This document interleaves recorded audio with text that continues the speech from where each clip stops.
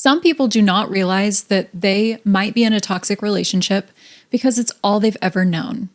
It feels normal, familiar, maybe even really good, and then it gets comfortable. But then one moment something happens and it makes you pause. And then from there, everything starts to unravel. Welcome back to the Inheritance Podcast. I have really been enjoying this little series that I've been doing, talking about relationships and how we interface with people, both interpersonally, one-on-one and in group settings. It has been so much fun. I've had a lot of time to reflect on myself. I've done a lot of research. I have even watched movies that appeal to the things that we're talking about. And I'm really, really enjoying myself. I also have spent a lot of time reflecting on relationships I've been in. And in the previous episodes recently that we've had, I have used personal examples. And it's been a really, really great time. I'm really enjoying it. And so thank you again to everybody who has been listening and sharing and participating. And I'm so glad that it resonates with people. And I'm really glad that it has just been landing and it's timely because I'm having a really good time with it. So we're going to continue in our little series talking about toxic relationships. And as I've used in previous examples and episodes, I have been in toxic relationships. I have been in toxic friendships, dating relationships, group settings, mostly because toxicity, I feel like it's such an ambiguous word that's kind of becoming a buzzword. If you get into a relationship with people who are broken, you might encounter something that might be toxic. And so in the previous episode, we talked about manipulation. In the episode before that, I talked about my lying pattern that I went through and used that as an example for people who might have been betrayed and maybe they caught their partner lying, or if they are somebody who is actively lying to their partner. And all of those are not healthy ways to interface with people. And so we're going to continue talking about toxicity and break that down a little bit. So using personal examples, as I normally do, last episode, I referenced some manipulative patterns and behaviors that I witnessed in relationships, and it was not healthy. And in this particular relationship, when I was thinking about putting this episode together, I thought about this one a lot. And in this relationship, there was also a little bit of an age gap between myself and the person that I was with. And so that tacking on these behaviors made me feel, after a while, a little bit anxious. The relationship did start, like I said, we identified some manipulative tactics last episode, but it did start with a lot of love bombing. And so I had a need of really just wanting to feel seen and known and accepted and loved. And that need was getting met at first. And then as we got a little bit more comfortable in the relationship, things started to change where he was going through my phone. He was extremely anxious and just would project stuff onto me. And it started to make me feel very anxious. I started to kind of close myself off a little bit. And I've said in the past, I have an anxious attachment style, but in this relationship, it made me more avoidant because there was nothing that I could say or do to ease this person's worries. And it just made me more and more anxious to where I started to feel suffocated after a while. There was so much projection and there was so much control just from them having deep fears that stemmed from a very real place. It was just, there was nothing that I could do to fix it. And so it started to make me feel extremely anxious and stressed out. And like I said in the previous episode, I thought this was normal because I had only ever had one other relationship prior to this one. And so I just thought, I guess different people are different in relationships. And so for a while, I just dealt with it. It ended up getting to a point where I was struggling a lot and I started to confide in some friends about it, and it was kind of concerning for them. So they pulled us aside and had some conversations one-on-one at their house, just trying to figure out what was going on. What was he actually trying to say? Just because we were having so many problems and we were only dating. And it was making me extremely nervous. It was making me very stressed out. Like I said, I wasn't enjoying the relationship anymore. It just wasn't the same as what it started out as. That was my way of trying to cope with that relationship. And then I remember this one moment when we were sitting down with this couple that had pulled us aside, and she had said that she had had a dream about our relationship. And it kind of was basically a personification of what was happening with us. And she saw that like he was kind of not like physically suffocating me, but there was just so much, there were so many demands that he was putting on me of like, I need this from you. I need this from you. I need this from you. And I had a whole other life, which I mean, who doesn't when they're in a relationship, but I had a whole other life of friends and people that I was trying to hang out with and school and all this other stuff that I just could not get to because this relationship was so demanding. And it came to a point where I had to choose between, am I going to stay in this relationship for the sake of like, I've just invested so much time and energy into it already, so why bail? But then neglect this whole other life that I have and all these other things that I wanted out of my life? Or am I going to choose my life in this relationship? It came to like a him or them type thing. It was like, I woke up and I'm like, I cannot set my entire life aside for somebody that I've just been dating for a couple of months. I can't do that. This is growing to where like I cannot even breathe without a second thought about like, what are my motivations for breathing? Like, it's just absurd. Like it was extremely absurd, the level that this relationship got to and the intensity that it had gotten to in such a short amount of time and how much of my life I had set aside for this person. And I was so grateful that in that moment, that lady said that. I really do think it's going to boil down to you choosing between like the rest of your life and this person. In that moment, I saw it for what it was and I could not unsee it. And I made a choice.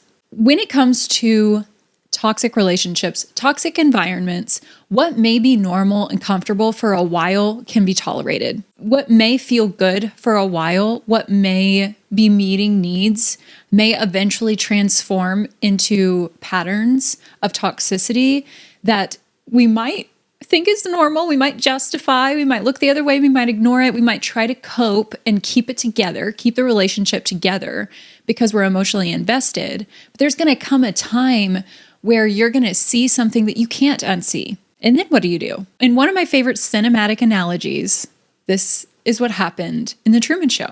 It's what happened to Truman. It's what happens to a lot of us in these toxic settings. So if you haven't seen the Truman Show, number one, why? Like, what are you doing?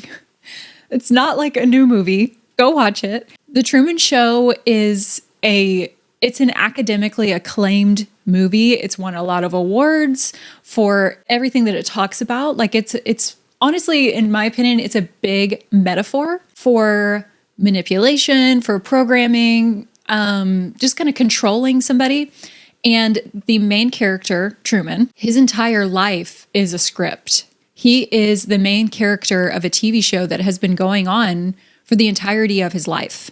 The world watched him be born, and they watched him grow up and become the man that he is when we meet him in the movie, because somebody decided to adopt an orphan that was left alone in a hospital and put together a fake city that could essentially see what would happen if somebody had an entire life that was curated for them. Would they ever catch on? It's a very troubling movie to watch, contextualized in this kind of conversation where we're looking at how people control narratives and how people have agendas and how people don't always go into relationships with the best intentions.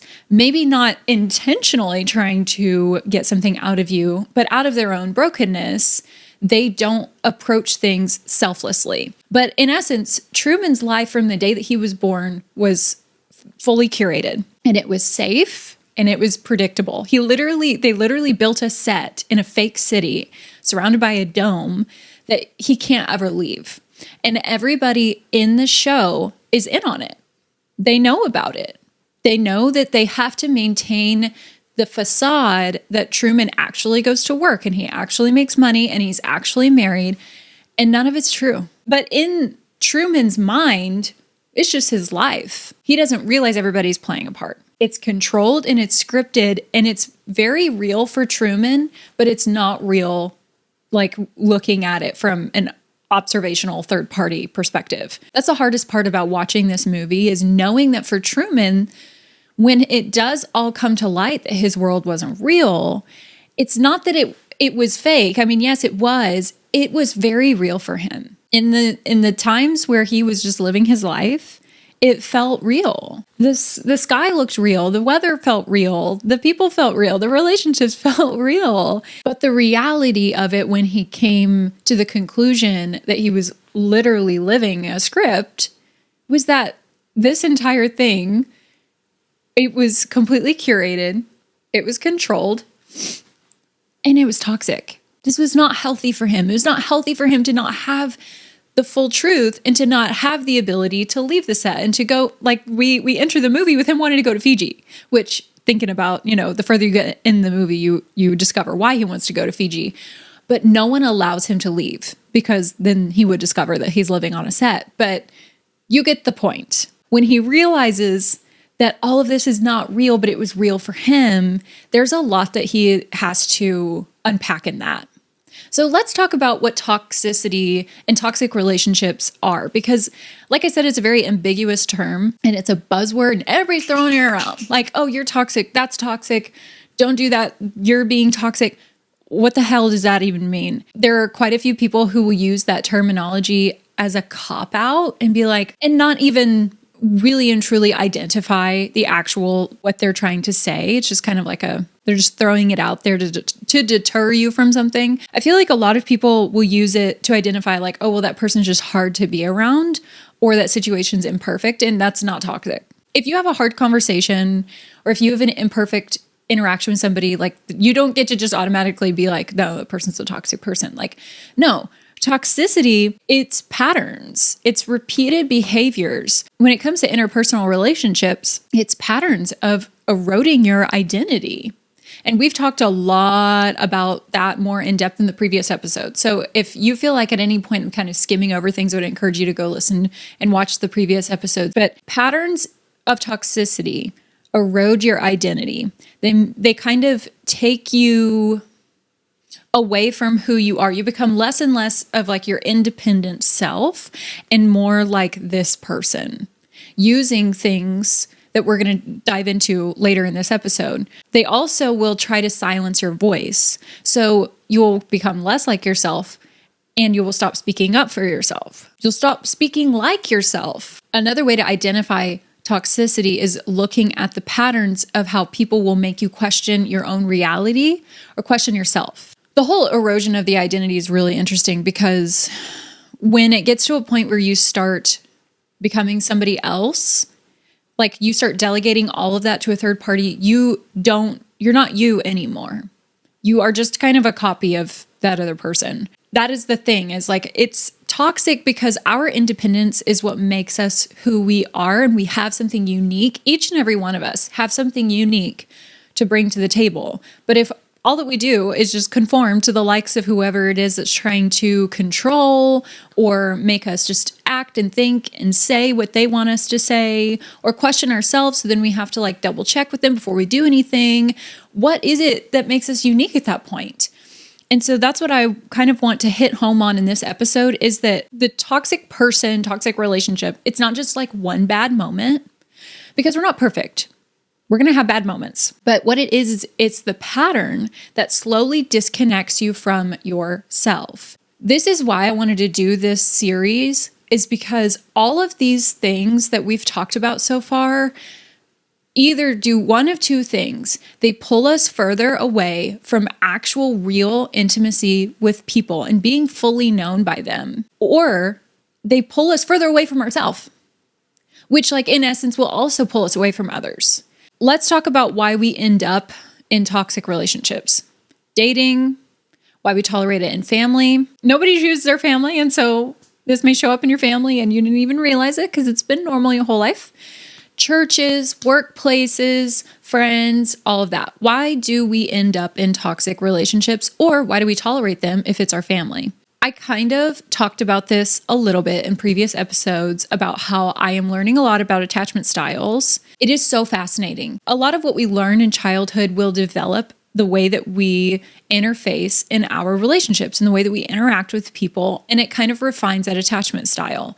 If we develop an unhealthy attachment style and we don't learn to confront like the thoughts that kind of run through our mind when we have them, then we will take that unhealthy attachment style into every other relationship that we have in our life, whether it's our spouse, our children, workplace, church, life group, whatever it is, however you interface with people. So let's just talk about the different attachment styles and do a little bit of a deeper dive because I haven't done that yet. So the first one is anxious. I know this one. Pick me. I can tell you about it. Anxious attachment style is essentially a fear of abandonment. I can talk a little bit more about the anxious attachment style because I have it. And the fear of abandonment, what it does is it creates a desire in the person who has an anxious attachment style to almost like the second that they see a problem, they feel like they need to engage to fix it, to keep whoever they see that's kind of either creating the problem or pointing out the problem or whatever it is, to keep them from leaving. So it's like, say that you and I, whoever you are that's watching, say that you and I have an issue and it kind of rears its ugly head. Well, somebody who has an anxious attachment style like me is probably going to try and just lean in and take that on in some way to fix it, in that belief that I can fix the problem or fix you, whatever it is. Then you won't leave. You won't want to stop being friends with me. We won't break up. And we won't have a fallout. In childhood, people with anxious attachment styles become fixers and doers in that way as a way to keep the affection that they crave. How that plays into toxic relationships and unhealthy relationships is that people with anxious attachment styles, because they fear getting left and they want to fix or they want to just maintain that relationship because they don't want to be left, they will tolerate unhealthy behavior. And I know that there's a saying of like, oh, well, in relationships, you have to pick your battles and stuff. I do believe in that. However, people with anxious attachment styles, because they don't want to experience anything that would make them feel abandoned, they tend to like pick no battles, or they do what I tend to do and say, well, all of the things that I feel in this unhealthy relationship must somehow be something that I did to deserve the unhealthy behavior or pattern. And they turn on themselves. And so they do a lot of like hyperactive fixing and work on themselves.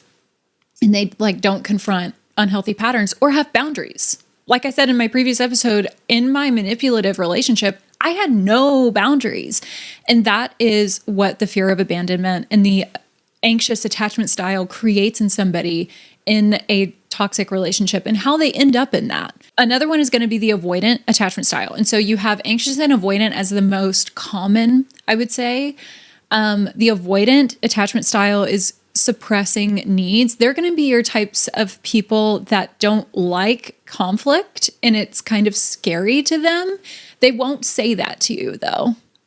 What they'll do though is that say a problem arises between you and I, if I have the avoidant attachment style and you come and confront it, I will kind of emotionally withdraw and back away and find ways to just convince you to allow me to like sweep it under the rug and let's not deal with it right now. Probably from childhood wounds or how they interfaced with their parents when they were young or whatever. And conflict was just very intimidating. However, their parents or whoever was in authority handled it. And so they kind of get nervous about what conflict means. And they don't have a healthy like way of engaging in conflict and having conflict resolution. The consequences of that conflict are much more threatening to my nervous system. They're much more threatening to my fears than actually just dealing with it and developing the right skills and tools to engage in the conflict and to help whoever it is that I have hurt or whatever, deal with the conflict.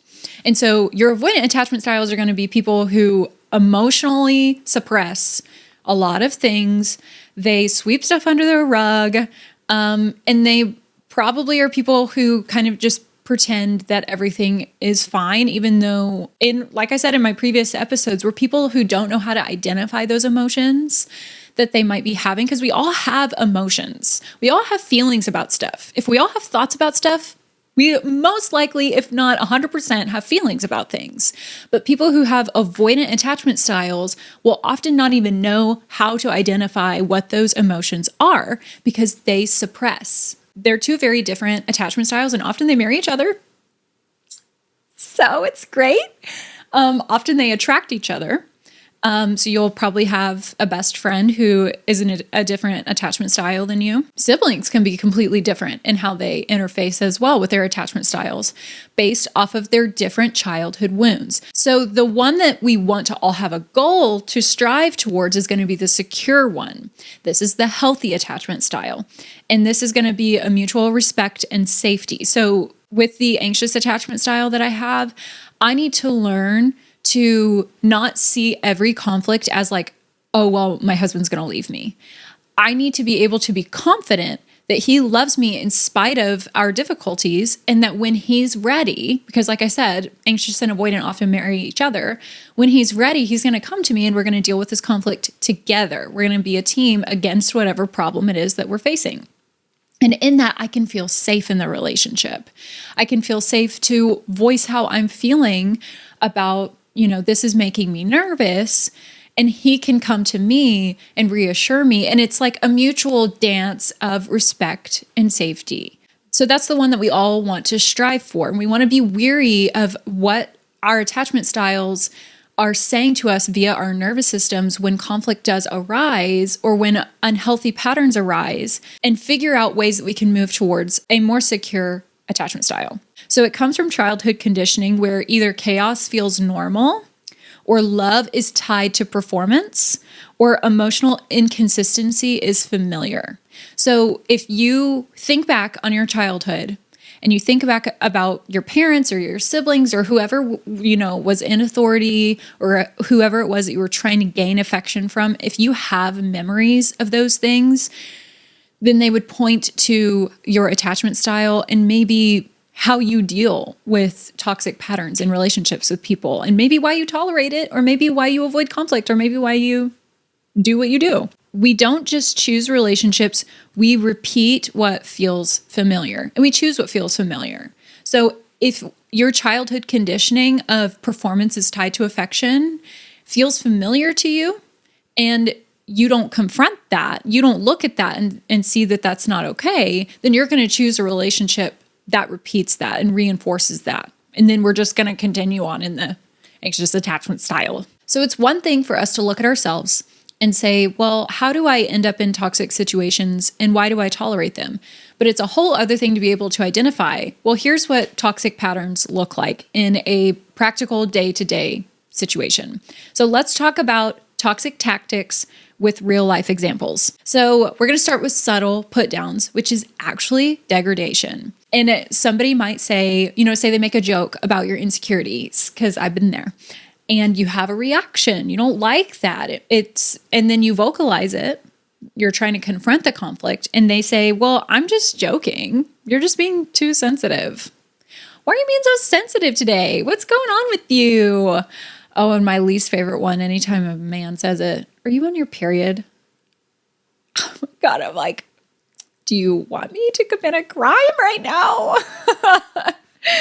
It's not okay. It's degrading you. It undermines your confidence so that over time you become less and less confident in yourself, confident in your voice, confident in how you think and approach life. Even if it's like surface level things about your appearance or how smart you are. It could be something that's more like mental in that way.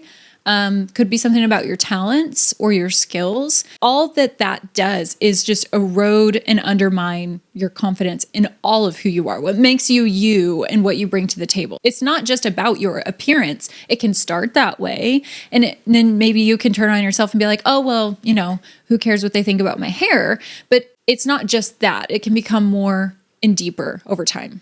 Another one is projection. We talked about this one in the previous episode. And the person who is projecting will accuse you of what they're doing. So an example is that they lie and they are lying, but they accuse you of being dishonest, and it flips reality until you start questioning yourself instead of them.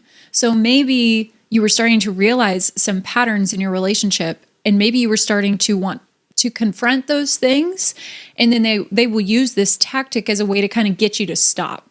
Like, you're getting too close for comfort here. Let me just flip it on you so that maybe you dial it back, and then it all can go back to normal, and we can just cruise along and pretend everything's fine. That's what projection does. It's not cool. Another one, and I might park it here for a second because this one gets me fired up. Another one is gossip and slander. Guys, this one just really irks me. What gossip and slander legitimately are, number one, is not okay. But number two is behind the scenes narrative control. For starters, I'm just going to say this. Like I said, we're going to put it in park here for a second. If you have friends or you're in a dating relationship or family members who gossip with you, they bring you into the inner circle and they tell you about this other person, what they witnessed, what they saw, even if it's factual, but it's kind of like, we're making jokes about them. They're kind of painting them in a really bad light. If they're doing that with you, I almost want to state with like 100% confidence that they will do this to you when you're not around. So just fair warning on that. You may be like, oh, well, I don't get gossiped about, so it's not really that bad. What are you talking about? Like, these tactics, like I said, toxicity is patterns. It is behavior. It's things that repeat. And so if you feel like this person who gossips all the time has the self-control to not do it to you when you're not around, you crazy. You are actually like, I don't know what planet you on, but it ain't Earth. But yes, it is behind the scenes narrative control. And so for people who are in positions, they maybe might look bad if the truth comes out, like the actual truth. They will kind of develop an inner circle of people who can like run with a particular narrative and say, oh, well, it's them over there, the third party that we excommunicated from our group or whatever. It's very Mean Girls-y, okay? And it's so much like, you can't sit with us because you've done this. And everybody who's a part of that inner circle believes the gossip and slander because they've eliminated that voice and they've painted them in a really bad light. Like, who would want to go listen to the third party? Who would want to hear their point of view with what this person's saying? It's terrible. And it's just not true. I mean, there can be some factual gossip. However, if you're having to do it behind the scenes, if you're having to say behind the scenes that this person did this, but then in public, you're like saying something completely different, then I would pretty much confidently say you're spewing lies. That says a whole lot more about you than it does about third party that you're over here like talking about behind the scenes. And then in public, you're like, oh, we best friends and we love them. No, my gosh, it's wrong. It's so wrong. How this plays out in like real settings where people don't catch it though, is that if it's a one-on-one or group setting or whatever, people who gossip and slander will say, well, we're just concerned about them. You know, have you heard about this? Oh my gosh. And in church settings, they're like, I think we just need to pray about Susie under the guise of concern.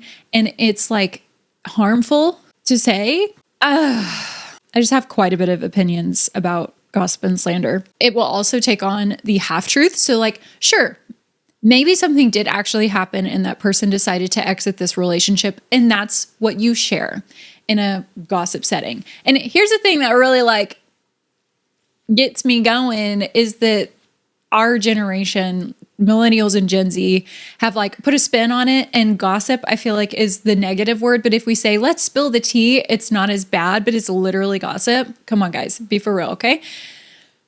So let's say that something does happen and it's factual what you're sharing, but then you're like, oh, but the actual tea is they did it because of this, this, and this. And it's like, it's a half truth, but it's not the full truth. And you're kind of like spinning it to make it either more interesting because gives you the attention that you're looking for in that relationship, to have people like interface with you. And so you like exaggerate and it's kind of a lie, or you benefit in some way from spinning that narrative a little bit and telling a half truth. Like, yes, they left, but the reason why they left is because you being a bitch, but you don't want to say that. So what we do instead is we say, oh, well, they left because they did something bad. Like they were just selfish. And then we make them look bad. I mean, it's like, it's lying. You're lying. And you're doing it in a way that you do it behind their back, but you never say that to their face, because you know full well they're going to call you out on it if you say it to their face. Or you say it publicly, you'll get freaking called out. So we do it behind the scenes to control the narrative. And then the people who hear the narrative that you spin just believe you, because they don't have any outside information than what you're saying publicly. Is like, but we love them. We're just concerned. It makes me want to roll my eyes so far back into my head they pop out. I'm so over it. Some religious people, they're going to come for me. It happens in church, guys. It happens at work. It happens in group settings. It happens in interpersonal relationships, but it freaking happens in church. And the fact that people will literally blatantly witness gossip and just not do anything. They don't call it out. They don't point it out in church settings. And then we just go about our everyday and in Jesus' name, amen. I'm sorry. It's so toxic, like by definition. What that does though, what gossip and slander does in these particular situations in group settings, work, church, small group, friend group, mean girls, it isolates the target. So it's like an us and them type thing. And it keeps the people who are not gossiping, they're just hearing the behind the scenes narrative. It keeps them in line. And I honestly feel like it's also like, it makes them fear stepping out of line and questioning you, because they don't want to have that shit said about them behind their back. But like I said, if they're gossiping around you, they gonna gossip about you, even if you are in line. So like, it's just, this is not okay. Like if you got friends and you have people in your church participating in gossip, you want to emulate that? You like that? You admire that? That's good. We call that godly? I'm sorry. We need to do better. Moving on. So another toxic tactic in relationships and group settings is going to be control disguised as care. And I did experience this in my dating relationship that I referenced at the beginning of this episode. I think, the way that he phrased it was like, well, I care about our relationship. And he would get very insecure where I would talk with, people of the opposite sex, because I had a very social life and I've always been a bubbly person. I've always been very candid with people.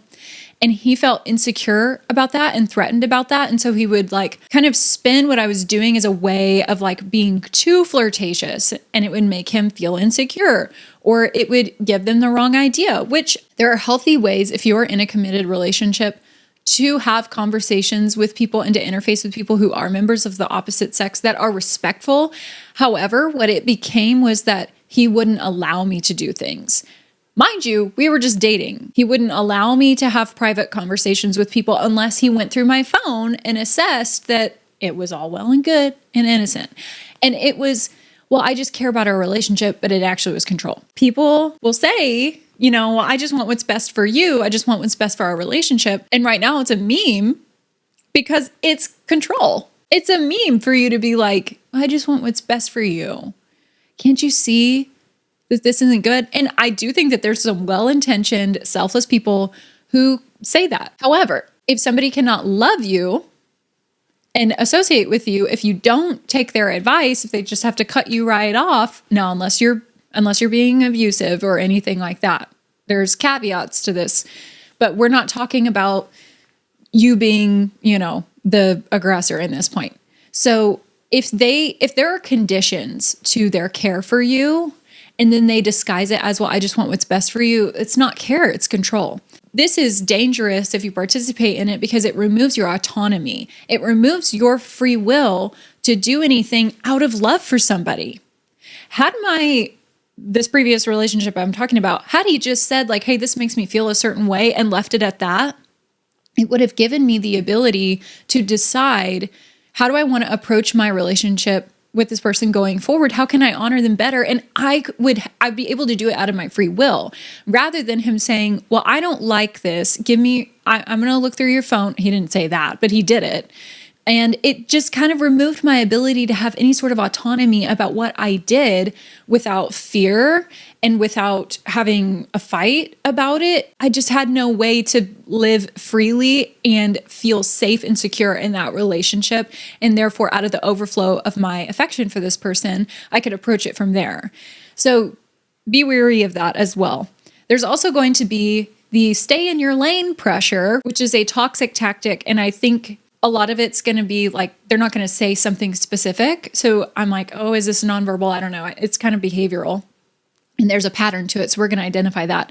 But how stay in your lane pressure works, and this being a toxic tactic, if you are somebody who is in a situation with a group and you're like looking at what they're doing, say that they're gossiping and you're like, guys, I just don't think this is right. Like, I'm not sure, like, what if we don't have the full story? And you start questioning stuff. How this will work in the stay in your lane example, in the stay in your lane tactic, is that if you start asking questions, you will be deemed as rebellious. Your curiosity is threatening, even though you might be coming at it from like, hey, well, do we have the full story? Is it wise for us to share this behind the scenes if we're not comfortable being fully honest in public with it? Like, what are our intentions? And you're trying to call people into better. That's going to be deemed as rebellious. Well, no, we don't question authority. We don't do that here. Why would you say that? He knows what he's doing. Do you know that what you're saying is harmful? You're going to cause a lot of other people to question stuff. And then what? Then what do you want out of that? And they position themselves in a way that what you're doing is more harmful than what they're doing. And so that's why the rebellious word, that rebel word, is thrown around a lot. Rebels are looked at as negative because what it does is it disrupts the system that they have currently in place, but it doesn't make what they're doing okay. Even if you are questioning, like I said, we have to maintain our independence. We can't just be part of the hive and be like, yes, whatever Star Lord says, we do. Like, no, this gets me so fired up. Can you tell? Here's what you need to know about healthy environments and relationships in regards to stay in your lane pressure is that healthy environments will invite questions. If you have nothing to hide, then you have no reason to say yes or no to a question. It shouldn't threaten you. Like, no, I didn't do anything wrong. Moving on. Like, if you're not doing something that you're not proud of, then somebody asking you about it should be no problem. However, toxic systems, toxic relationships, toxic families will punish questions. You're not allowed to think independently. You're not allowed to question me. Who are you to question me? Guys, we're all just trying to do our best. We're all just trying to like walk this road of self-betterment and help each other. And so questions should not be threatening. I understand they can be uncomfortable. It can be uncomfortable to get called out on your crap, but we shouldn't be threatened by them. Like, if you are lying and somebody asks you if you're lying, then you just need to be like, yes. Or I guess lie if you want. But if every single time somebody questions what you're doing, where you're coming from, and you get threatened by that and you punish questions and you spin narratives and all that stuff, then I think you need to take a good freaking long look in the mirror. Because I think the problem might be in the reflection. Anytime my husband asks me a question and I have a reaction to it, that says a lot more about me than it does about him. Now, I will say there are caveats to everything that I'm saying. Some people ask questions just because they naturally want to believe lies or they just don't want to cooperate or whatever. However, that is seldom the case when we have patterns of toxicity in relationships with people and somebody starts to regain their independence and start questioning things. So that caveat does not apply in this example in what we're talking about. So when my husband comes to me, say I spend money on something that I didn't let him know about, which is not always a problem. However, I knew that I was spending money and I didn't tell him. And then he comes to me and he's like, what'd you spend $50 on? And I kind of like put a wall up a little bit, and I feel the need to justify what I've done. I feel the need to like first prepare him for, my answer rather than just giving him the answer. That says a lot about me. It says a lot about what I feel that I need to do to preserve myself in this relationship so that he doesn't react in a way that I don't want him to react. It's my way of trying to control his response rather than just saying, "Oh yeah, I bought stuff for my horse." And then we can have a conversation about it. If he has a problem with it, we can talk about it after I answer him. But what a lot of people do who have toxic patterns and unhealed childhood wounds that develop into attachment styles is they try to go ahead of the story and get ahead of the conflict and curate something that's not real. And it becomes a problem when we start getting questioned. It becomes a problem when people start not believing everything that we tell them because we haven't been true. Really, we've given half-truths, and we said a lot of things behind people's backs, and we've done a lot of things behind people's backs. And then we start getting called out on it. Of course it's going to be uncomfortable. Because all we've done is protect ourselves in a bunch of different ways. Because we don't know how to interface with people in a healthy manner that doesn't make us look real. But you can't have real relationships with people if you aren't real. And so I say all of that to say, if you're in a dating relationship, if you have friends, if you're in a church, if you're at work and you ask a question and it gets punished, you need to like see that for what it is and know that it says a whole lot more about them than it does about you. There's nothing wrong with you asking questions. Unless you have ulterior motives, which that's a conversation for another day. There's nothing wrong with us as human beings trying to assess and make sure that we have the correct heart motives, that we're going about things with character and integrity. And oftentimes the only way to do that is to ask questions. And if you have nothing to hide, there's no reason for you to defend or distort or manipulate or not be truthful or punish the questions and spin it on them and gaslight them and project and do all this. There's no reason. If you really are, and truthfully, in your head that you believe that you're not being toxic. Let's put the car back in drive. Moving on from that. One reason that I wanted to have this conversation about toxic patterns and toxic relationships is because oftentimes, kind of how we talked about in the previous episode with manipulation, it's not just like one version. It kind of will grow. And so maybe we'll start with love bombing, and then it will turn into projection, and then it'll turn into control. And then from control, we escalate into something more, whether it's slander, defamation, something physical. I don't know. But from what I have observed, toxicity, I feel like it's kind of like a bottomless pit. If you get my drift. Like it starts as something and then it gets deeper and deeper and deeper, and it's very hard to satisfy the toxic system. So it has to grow and it has to spread into something bigger and worse or more severe or whatever. However you are interfacing and whatever the toxic person, pattern, relationship, whatever is, you need to know that, maybe this is the beginning stages. It may get worse. And so I'm very carefully trying to like wave a red flag for you. Toxicity can get worse. Let's talk about this a little bit and how it can escalate. It will start subtly. If we're talking about the erosion of your confidence or your self-esteem, like it may just be jokes about your appearance and then it gets to more. Or it may be gossip about this other person and you feel like, you're finally in the inner circle. Like finally I made it, Mean Girls, like she wanted to sit at the table, but she had to wear pink. And so now she's looped in and all this stuff. And the longer that she was there, like the worse it got. And then she realized like, this is not a good environment to be in. So it starts subtly, but then it becomes normalized.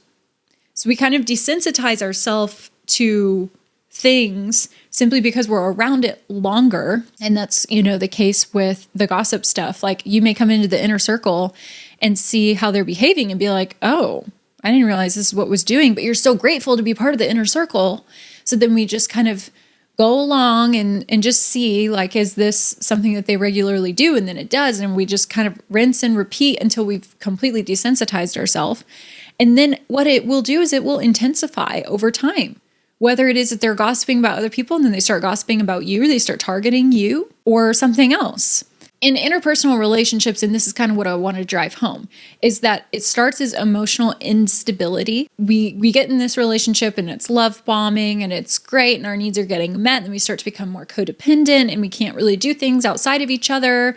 And then it bleeds into control. It can turn into potential abuse. It's something as simple as like them making fun of the way that we dress so then they can influence the way that we dress. And then it becomes demands of things that we wear. And then if we don't do that, guys, I feel like this is so freaking serious. It's really not that hard to look at these patterns and answer the question that a lot of people ask. Why do women get in domestically violent relationships? Why do they stay? You need to realize, like, they don't come out the gate swinging. It's very subtle. And it grows and grows and grows and grows into things so incremental over time that it's very hard to see how it escalates until it is too late. And then you're terrified to leave. And that's honestly why a lot of women stay. And this is just the conversation about interpersonal relationships. And that's just one example. And a lot of control can be things of like how you think, or what you do in your spare time. And then we just have this ridiculously codependent relationship where one person has the say in everything and the other person is like basically just a carbon copy of the person in control, and who they were is dead and 6 feet in the ground. They have no independent thought, independent hobbies, independent anything. They don't even know what their favorite color is. I mean, it's so sad, but it's so serious. And in group settings, what it's going to start as is, maybe you witness something and you don't like it over time and you question kind of what we were talking about. If you do question it and they don't like your questions and it's threatening, they're going to isolate you. Whether it's like, hey, let's all turn, point, and laugh at this person for everything they're saying, or they start ganging up on you or bullying you or doing, saying things to kind of make you think about stopping asking your questions. And then it will turn into more. So maybe some lighthearted jokes that isolate you from the rest of them. And then it will go into character attacks. And that's how it can become slander or defamation. People tolerate this all the time. Because when we get so interwoven with people and we really fall into our childhood wounds and our desperate needs to be known and have relationships, and then we get interwoven with people and this relationship goes on for years, when we get to this level of escalation, there is a very real concern that we ask ourselves when we think about, I don't like this. This relationship doesn't give me good feelings. We then think like there's no point in leaving because who am I if I don't have this? Who am I if I'm not in this church? Who am I if I'm not in this relationship? Like I've spent so much of my life with this person. And then over time, it's eroded all of my independence. So if I leave, I don't have anything. But at the same time, we're tolerating abuse. We have no boundaries. We have no self-respect. We don't feel safe in our relationships. We're walking on eggshells around everybody and everything. We're wildly insecure. None of our actual wounds are being addressed and healed. None of our real needs are being met. And yet we stay because so much time has passed. We've given up so much of ourself and our independence that we don't know who we are if we don't have that. And it's a very real fear, because I've been here, where if you break up with the person that is the toxic party or the relationship just is toxic, it is a very real fear to then ask, well, I've spent so much of my time in this relationship. What if I don't have any luck? What if somebody doesn't want me after all that I've been through? Or what if it's just too late? And I can't find that. I'm too old or whatever. Whatever your reasoning for staying, like I get it. Just as much as I can say you deserve to have real love, you also deserve to fully love yourself. And being in this situation, it's not possible. Do I think toxic systems and toxic relationships can grow and change? Absolutely.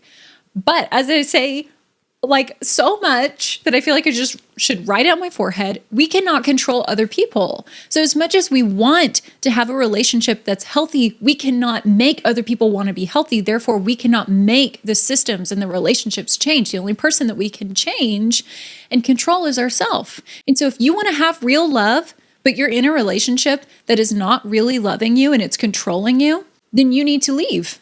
That is the only way that you can really show yourself the love that you deserve. Before we bring in a third party that can show us love and safety and acceptance, we have to first do that to ourselves. We have to love ourselves enough to exit what's hurting us. And I know it sucks. I know that. It's going to be lonely. It's going to be painful because what you've been tolerating is very comfortable. You've got history. Boy, if I haven't said all of these words when I've broken up with somebody or I've had a falling out or I've left something. Well, what do I do with all this history? I don't know. Write it down? Eventually, that's what it's going to be. It's just a bunch of old news. And then you're going to keep writing something new. You're going to walk into something fresh. If you desperately are wanting to have healthy relationships, but you know that you're in an unhealthy thing and you're seeing the patterns, but then you stop yourself and say, well, I just don't know what I'm going to do if I don't have this, or I don't know if I can really ever have a healthy relationship, so I'm just going to stay, then you have no one to blame but yourself because you don't even love yourself enough to exit. You want to have real love, but you don't love yourself enough. I'm sorry that I'm being so harsh. I'm fired up for people that know that this is wrong, know that they are somewhere that they don't need to be, know that they deserve better. And I'm letting you know that this is only going to escalate because if we point out the toxic patterns and people don't want to change, what do you expect? Why do we justify this? Why do we stay if you know better? And then it's only going to get worse. You're putting yourself in harm's way, mentally, emotionally, spiritually, physically, maybe. And that's very real. You need to understand that what you tolerate at level 1 will become your reality at level 10. So you need to choose. Do I like this at the level that it's currently at? Am I okay if it gets worse? If it escalates? Am I okay if my level 5 becomes a level 10 of what this is? And if the answer is no, I think then you need to take action. So with all that in mind, I feel like there are going to be people out there that are like, well, I don't know what a healthy relationship looks like because this is all I've ever known. It was my family, then it became my friends, then it became my dating partner and my spouse. That's okay. We're going to talk a little bit about toxic versus healthy and help you kind of outline the difference. In a healthy relationship, honesty is going to be safe. You're going to feel safe to share your feelings. You're going to feel safe to share your hurts. Just being honest is going to be safe. Also, accountability will exist. Like in situations where if there's conflict and it turns out that somebody needs to take a step towards growth or healing or doing better, there's going to be accountability where that person will walk that out. They're going to want to be accountable. They're going to want to do better. Like I said, accountability is a beautiful thing, but only in healthy relationships is that welcomed and stewarded. You are also going to have your individuality and your independence respected. So whether that means that you have boundaries around certain times of your week or your day, whether it's around, certain things that you allow or don't allow in your relationship. One thing that my husband and I do not tolerate, that we've put a boundary in place, we don't call each other names. Like in the heat of the moment, we don't call each other names. That's a no-no. And that is out of our own independent need that we are respecting. So you need to know, and that's what that looks like in healthy relationships. In toxic relationships, truth will be punished. So you can't be honest. Otherwise, it's going to be your fault. Their image will matter more than reality. So there's going to be half-truths and narrative spinning and control of that. And then you're also going to just feel very anxious and confused and smaller than that person, even if it's in an interpersonal dynamic. Coming from a toxic relationship, in my experience, I just had a lot of very negative feelings after a while. I just was like, I'm not enjoying this. I don't feel loved. This isn't romantic. Like, it's just an idea at this point. It's not realistic. It's not playing out the way that I thought. And I don't like it. So if you have to lose yourself to keep the relationship, then it's not healthy. As I said last episode, like you can hold two things. You can hold your independence and you can hold being in a relationship with somebody, a friend, a family member, a church, a spouse, whatever. I can have my individual needs and my beliefs and my boundaries, and I can walk out life with people. I don't have to just completely abandon all of that.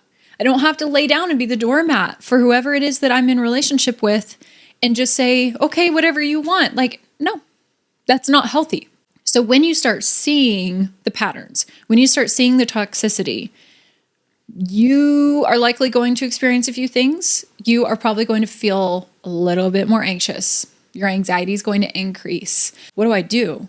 Now that I can't unsee this, what do I do? You're going to start having clarity, seeing things for what they are. There's going to be a no unseeing. And you're going to have quite a few emotions about that. Anger, anxiety, sadness, grief, whatever. And then you'll realize, there's a lot of things that stop adding up. So if they've been telling you like, oh, well, this person over here did this, and it's been that narrative for a long time, maybe you hear from the third party and then you see, okay, so the person that I've been doing life with has been telling me something that just doesn't make sense. Now that I'm seeing things for the way that they are, it's going to cause you to just like start waking up. It's almost like, this is something I feel like I have said a couple different times, where there comes a point in our relationships where we're just kind of on autopilot and we just take information in and we don't question it. We don't pay attention to signs. We don't pay attention to patterns. And then at this point in the relationship where you see the patterns and maybe somebody brings to you alternative evidence and then you can't unsee it, things stop adding up. Then your cortisol, your stress hormones, everything's like firing. You're getting very anxious. You're having clarity. It's kind of, that is what waking up in a relationship feels like when you've been on autopilot. When you just kind of do what everybody says for you to do, or you just go with the flow or whatever. That's why it's so important for us to just not start our relationships on autopilot. We need to make a habit of paying attention to things and having the wherewithal and the independence and our voice to be able to identify stuff so that it doesn't add up to this giant freaking problem that we don't even know how to confront. And then it just causes a bunch of anxiety. And then we feel paralyzed. What do I do? Where do I go? But the awareness is good. And at this point, the awareness is good. And it's the process of waking up. And it's the most uncomfortable part. It's very dramatic. It's packed with emotion. And it's probably going to be like all over the place. Crying some, angry, throwing punches, screaming, just going completely silent, feeling like you don't know what to do. It's so uncomfortable. And it's messy. But what you need to do when this is happening is, first, you need to ground yourself. Of course, we need to see things as they are. We need to separate the facts from the fiction, the spun narratives and what we've been told. Maybe the fact is my family has been acting this way ever since I was born. And the other fact is that somebody has shown me this is not normal. But the narrative was that it was normal because it's all I've ever known. And it's the way I was raised, and so it's normal. We have to separate them. We have to be able to see the facts for what they are. I've said this before. I think we also need to write stuff down. When I went through this in a very dramatic way, I think every single time I've had a breakup, it has been very dramatic. And then I also experienced this in a group setting as well. I cannot tell you how much I wrote down because it was my way of getting out everything that I had felt and I had believed in that time out of my body. We talked a little bit about our nervous systems and how our bodies will hold the tension of our emotions. I did a session with a therapist a couple years back, and she recommended that I write stuff down when I'm feeling very big emotions and I'm experiencing a lot of thoughts, because rather than allowing my body to hold all of that in, I can get it out of my system by writing it down. And you don't have to keep it. Some of the stuff that I wrote down, I would immediately rip out of my notebook, tear it up, burn it, whatever. It was a cathartic way of releasing all of that tension and being able to see things for what they are. So I remember there were times where I would write down, in the wake of a breakup, I would write down, this is what happened and this is what I went through and this is what I wanted from it and it's not what happened. And then I would write down realistically, well, here's how I got there. And it allowed me to process and see, it play out. and be able to just witness it in my own handwriting, what happened. Instead of it being, a bunch of just random, all jumbled up mess of chords of thoughts in my brain, I'm able to take it out and put it on paper and see it all clean and concise and put together in a timeline, and it's digestible. When all of this is happening, another thing that you're going to need to do is to stop over-explaining. And there's a lot of people who probably have anxious attachment styles. I don't know that the avoidant people quite have this problem, but people who are like me, you're going to want to tell everybody, what's going on with you or why you're doing it. And let's justify, and everybody needs to know that my heart is in the right place. You need to know not everybody is a safe audience. Not everybody needs to know what's going on with you. Not everybody needs to know all the things that you think. There's probably going to be people in your good, well-intentions of saving face with the people that maybe you're leaving or whatever. You're going to want to tell them, well, there's no hard feelings or whatever. They don't need to know. If you're a victim of that, just leave. Don't even say anything. Maybe this is bad advice, but we don't have to give all of the details of our process when we're in the middle of it. And we don't have to give all of the details of our process to people who are part of the process and part of the problem and part of why we are in the process. Stop over-explaining. There can be people that you can vent to and people who can help you process who are third-party outside perspectives, but we don't need to over-explain to every single person that comes knocking on our door. When I go through situations like this, I do withdraw, and I don't really talk to people about all of the details of what I'm going through because I don't really know what it is. I don't know what I'm feeling. I don't know what I'm thinking. I don't know what I'm believing. I'm in the middle of trying to sort through all this stuff, and I don't need to share that with them.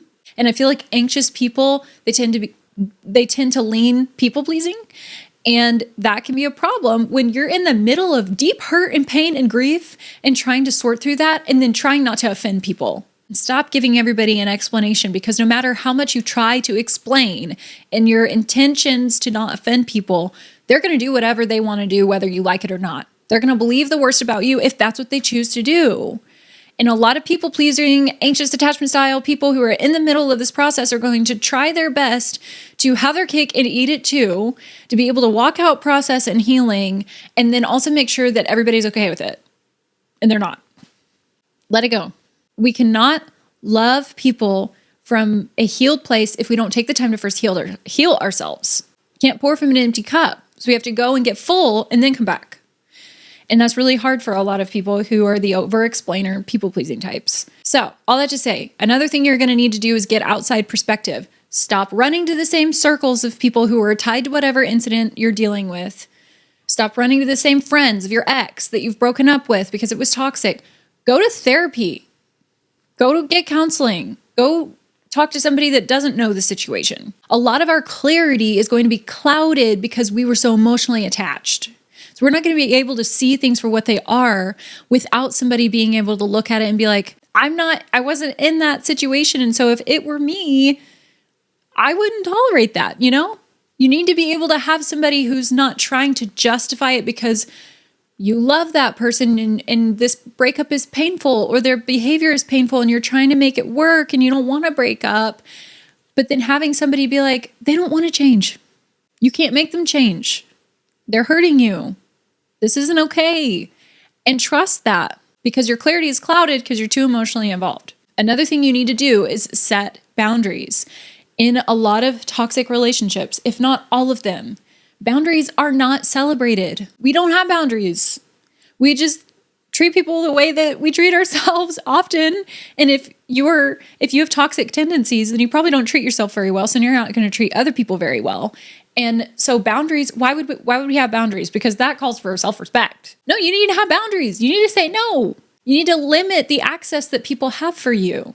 And whether it's the access of the people that you're walking away from or the relationship or whatever, or just in general, and you need to practice this thing, you need to implement this practice, you need to exercise this muscle. We all need to have boundaries. Boundaries are good. Whether that's, hey, I just don't share that with people, or I'm limiting my time, I'm taking this day and I'm not touching my phone or whatever. Like whatever the boundaries look like, however small you want to start, We need to limit access. We need to set boundaries. We need to disengage from unhealthy dynamics. And this can be really hard, especially if it's your family or your spouse, for instance. And this is something that my husband and I discovered, like in the heat of moments and conflict, we just didn't feel very good about name calling. And so as weird as it might have been to like point it out in the beginning, which this is something that we implemented like really early on, we just were like, hey, that's just something we're not going to participate in. And it was as simple as that. Like I said, I feel like a lot of people who have toxic tendencies can heal and grow if they want to. If they have attachment styles that are not healthy, if they had childhood wounds, if they have things that they tend to navigate towards that are not healthy, we can all grow. It's just, do we want to grow? And sometimes it's really simple. Like, hey, calling each other names is kind of toxic. I don't like that. You don't like it. Let's not do it anymore. Bing, bang, boom. Simple.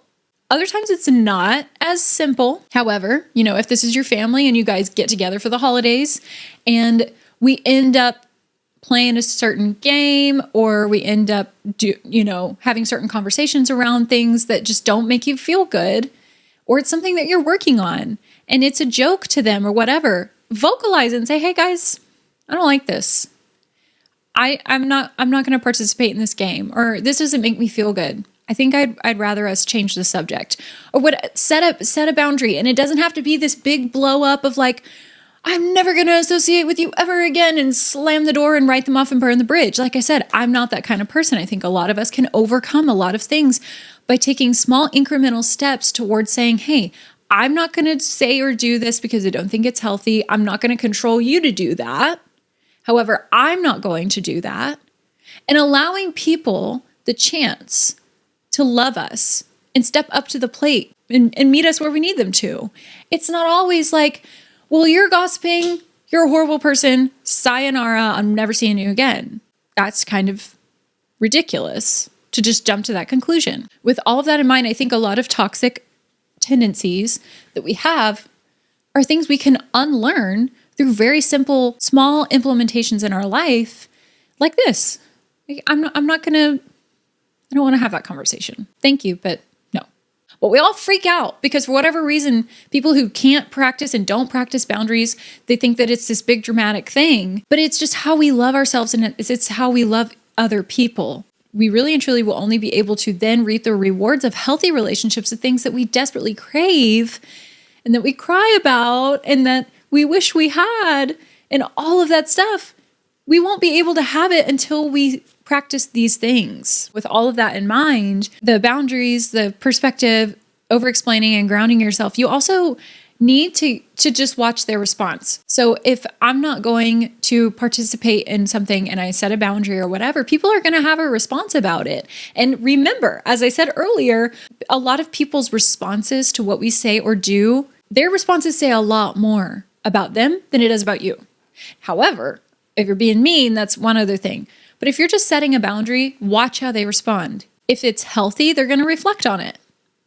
If it's toxic, it'll escalate. Well, why don't you want to have this conversation? Is something wrong with you? You see? We spin. Well, why don't you want to play this game? Don't be too sensitive. Watch how they respond. It says a lot more about them than it does about you. People who respect and love from a healthy, safe place are not going to have that response.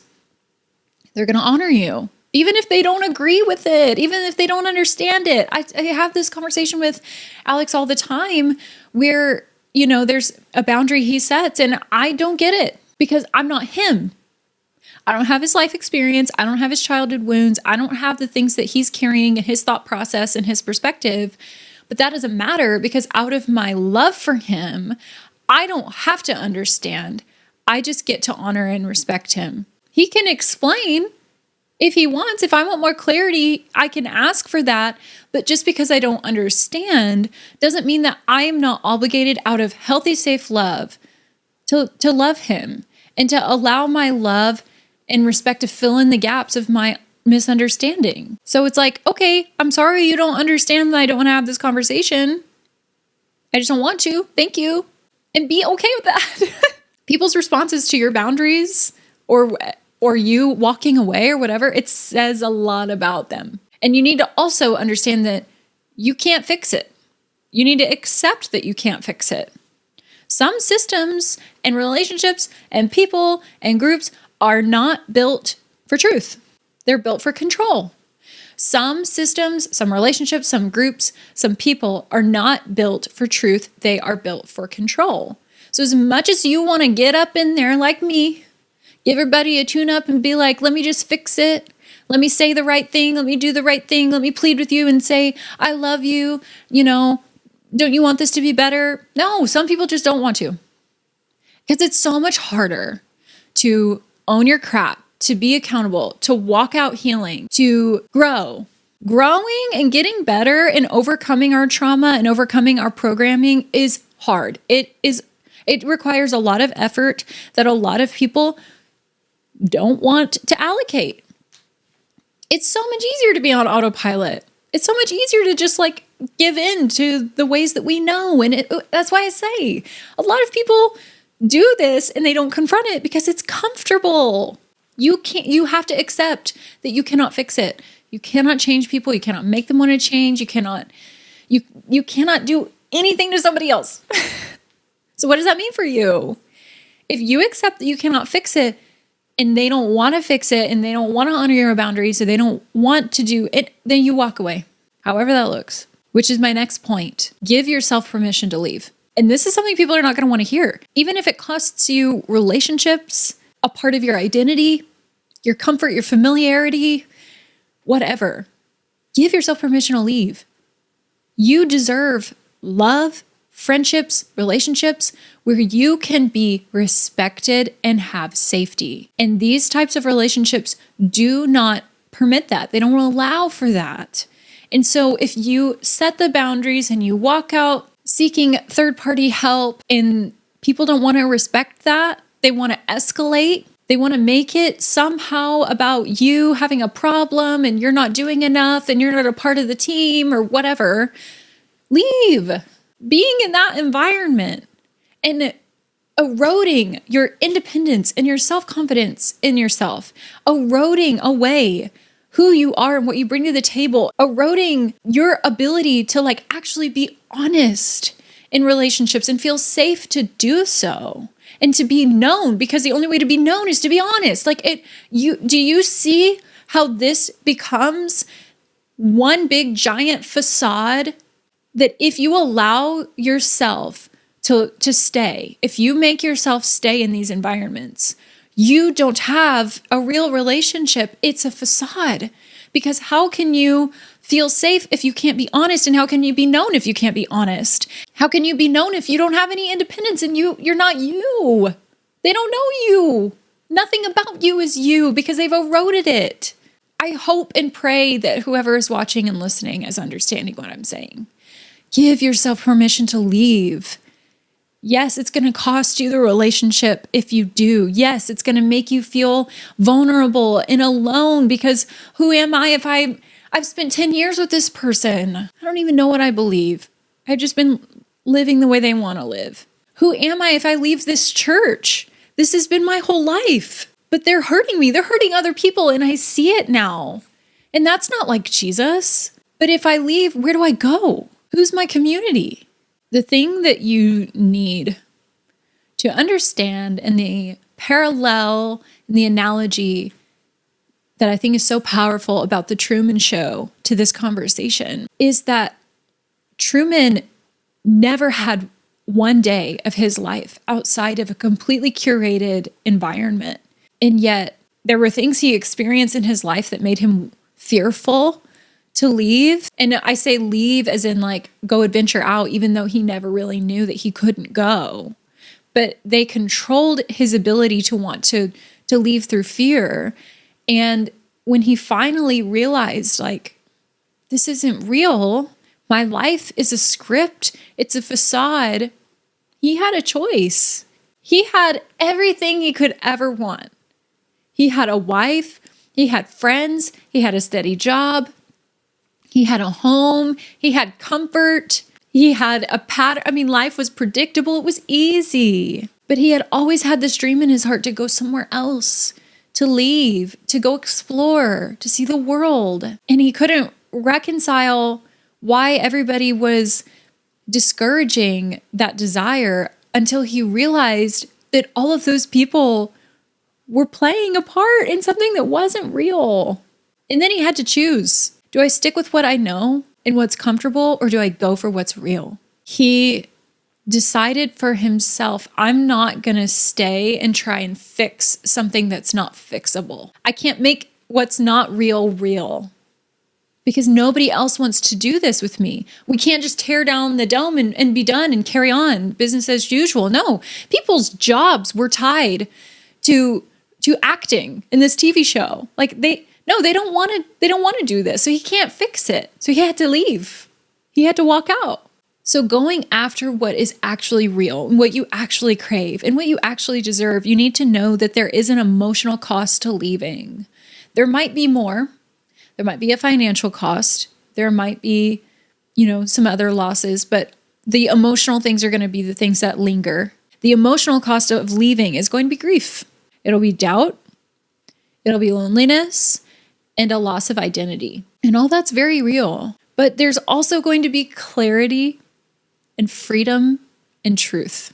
And it's so accurate to be able to grieve something, even if it wasn't truly real, and to say on one hand, everything that I felt when I was in that was real, but there was a lot of lies and distortions, and to reconcile those things. And so there's going to be a lot of that stuff. You're going to have to rewrite some stuff. You're going to have to discover things about yourself that maybe you didn't have time for, or it wasn't celebrated for you to go and explore those things. And that is the positive. That's the freedom. That's the truth. That's the clarity. Know that leaving something toxic doesn't just free you. It will force you to rebuild. And it's going to rebuild you. It's going to rebuild your reality. You'll have a chance to rebuild your entire sense of who you are. And you deserve that. You deserve to know the fullness of who you are, what you believe, where you want to go, what you want for yourself. For the listener who is still in this toxic relationship, toxic group system, whatever, I want you to ask yourself a few things. I would encourage you to be honest when you answer these. Do I feel safe being honest? Am I shrinking to keep peace? Am I explaining their behavior more than honoring my own experience? Am I walking on eggshells?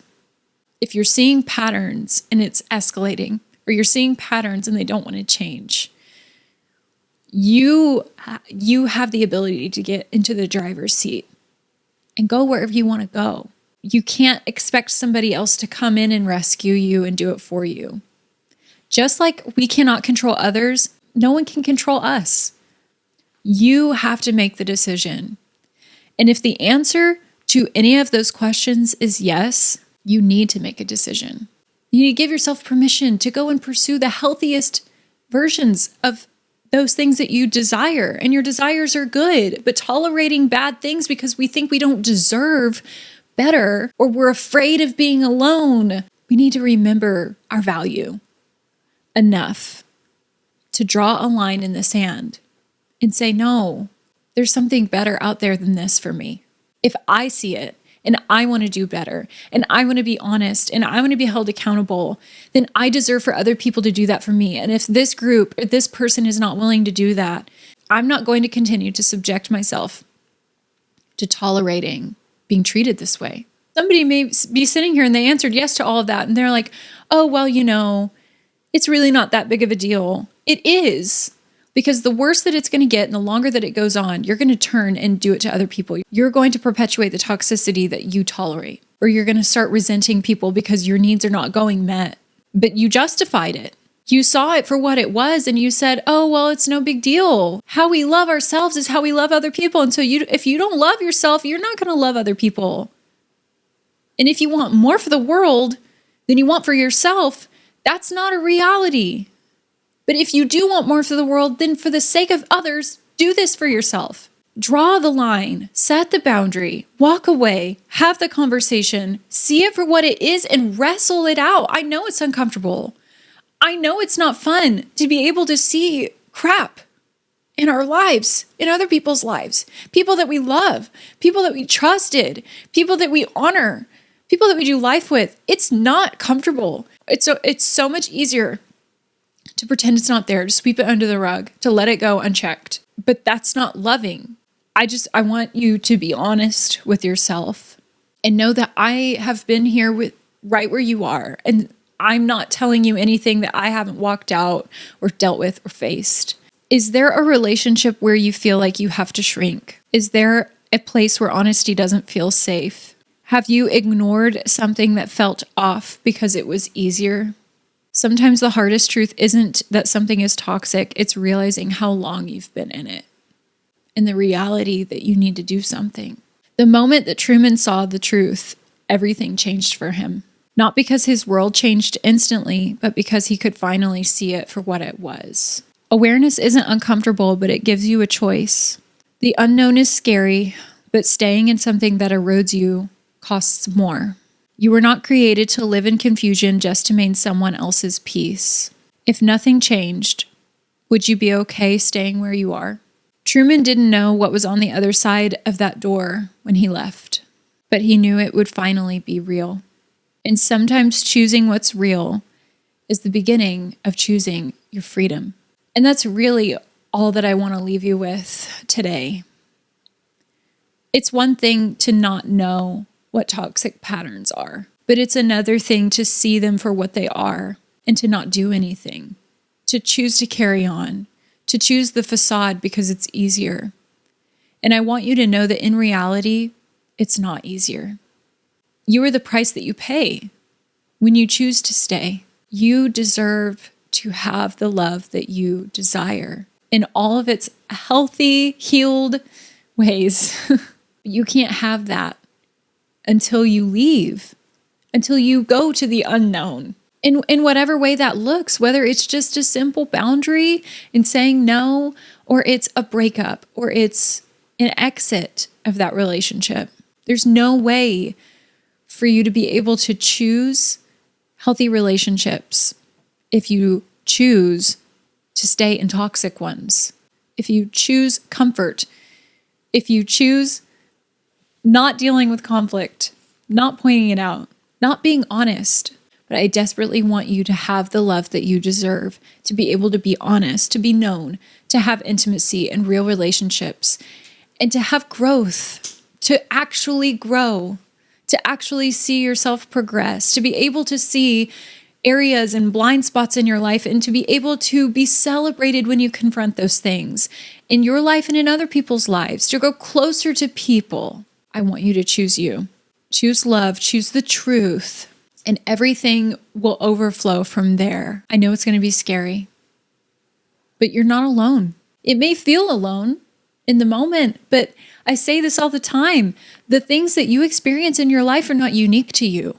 Other people have dealt with what you've dealt with. There are people you can reach out to, that you can talk to, that can validate what you're going through, that can see what you're dealing with. In another episode, we talked about how grief needs to be witnessed. There are people who can witness that grief and walk this out with you to where when you feel vulnerable and exposed because you've left your community and you've left the things that you were associated with that were not healthy, your grief and that pain can be witnessed and it can be carried, and we can walk side by side, but nobody can get involved in it and do it for you. You have to do it yourself. And so I know that that's scary. I know it's intimidating. I know it's, well, what if this, what if that? We don't know. I don't know all the details of what's going to happen and transpire as you walk this out. But what I do know is that you're going to become a healthier version of yourself. You're going to love yourself more, and you're going to love other people better and from a place of being whole. And then you're going to find other people who can do the same for you. And that's all that I really ever wanted. That's the life that you deserve. That is your inheritance. Know that I love you. You are not alone, and it's all going to be okay. We're going to take it one step at a time. We don't have to have it all figured out. We don't have a 5-year plan. We're going to take it day by day, week by week, and sometimes minute by minute and moment by moment. And that's okay. We don't have to have all the answers. So I believe in you in this time. And I would encourage you that if this podcast. If this video resonated with you at all, share it. Share it with your friends. Share it with whoever it is that you know. If you're somebody that's witnessing a toxic relationship from a third party, share it with them. Help them understand the signs. Talk about it with them. Make sure that you're following this podcast. Make sure to subscribe and follow.